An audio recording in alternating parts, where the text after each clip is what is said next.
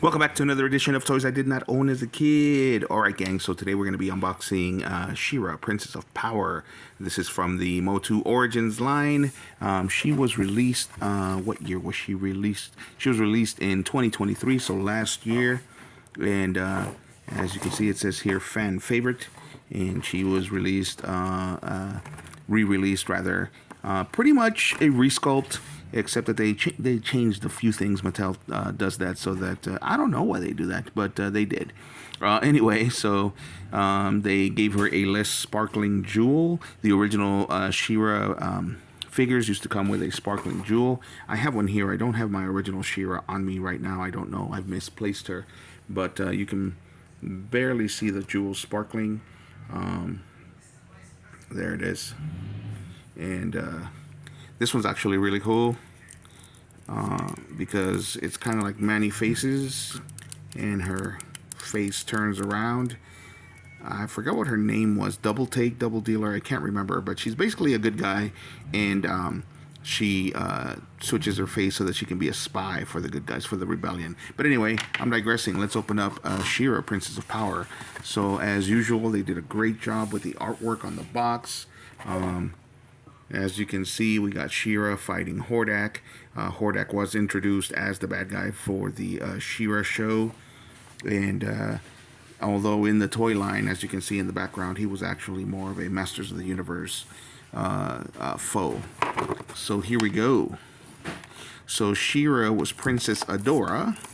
And for those of you who don't follow the He-Man lore or the Masters of the Universe lore, Princess Adora was created, or She-Ra was created for the She-Ra show, which took over for He-Man once the He-Man show was done. I believe it was in 1986. By the time that He-Man was done, they basically handed over the reins to the She-Ra Princess of Power show. And even though they replayed the reruns of the He-Man show, they didn't make any new ones. So there she is. She was, oh, she's got a soft goods cape. I like that. Soft goods cape, soft goods skirt. I definitely like that they kept the soft goods cape. I also like that they didn't package it by putting anything through the soft good cape. Instead, they taped it. Good job, Mattel. McFarlane Toys, you need to learn to do that. There we go. She looks pretty awesome. Of course, she comes with way more articulation than the original did. You can move her shoulders up in the T-pose. And she can look to the side. She can look up. She can look down. I still do wish that they had done her hair like they did the original. To me, that was part of the charm. I mean, she was originally designed to be a girl's toy after all, so I wouldn't have hated it if they would have gone ahead and kept the actual hair. So let's move up these shoulder things, and so she can twist at the waist. Oh, interesting. She clicks at the waist. Did they keep the Power Punch feature? The Thunder Punch feature? I don't know. Let's see. What's going on? It says put on cape, turn crown around, she become a helmet, She-Ra twist into powerful battle positions. No, she just clicks. She just has a ratchet waist for whatever reason. Very interesting. Okay, so let's put up. Anyway, she can bend at the elbows. Looks like she can twist and bend at the wrists, and she can twist and bend at the elbows as well. Twist and bend at the knees, and she can twist at the boots, and she can even twist at the ankles. Very interesting. I wonder if she's modular at all, like the other Motu Origins lines. Anyway, let's get her weapons up. Let's see if we can get her to stand. She's got very little feet. So, well, definitely modular.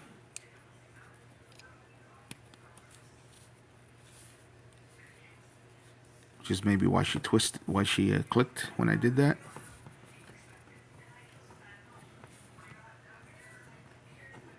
Come on, She-Ra, stand up for me.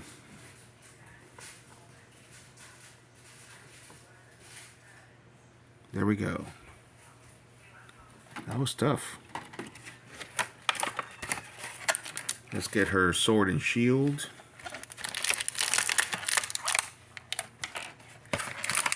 Anyway, so the original She-Ra line, like I said, the original She-Ra toy was released as a girl's toy by Mattel when they saw the success of He-Man.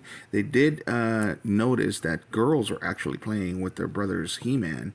So they went ahead and released a girl's toy, and they came up with She-Ra, Princess of Power. I believe it was the head writer at Filmation who had the original idea, and they actually pitched it to Mattel. So Mattel went ahead and said, "Yeah, show us what you can give us." And so they designed all the characters, and then they came up with the toy.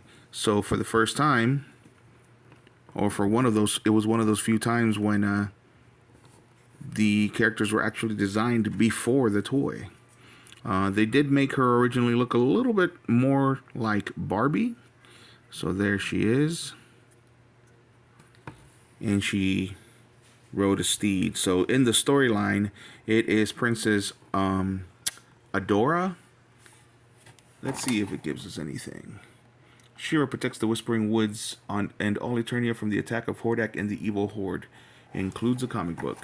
I believe it was Adora. Yes, Princess Adora. She is He-Man's twin sister.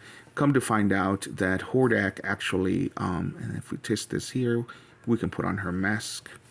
Something that she never did in the cartoon, by the way, or at least I don't remember seeing her do it in the cartoon. I never really watched the cartoon. My brother and I would watch something else. I believe we were watching either G.I. Joe or Transformers when She-Ra was on. But we would come back to She-Ra to try to find Twinkie. There was a little character called Twinkie that would hide throughout the episode.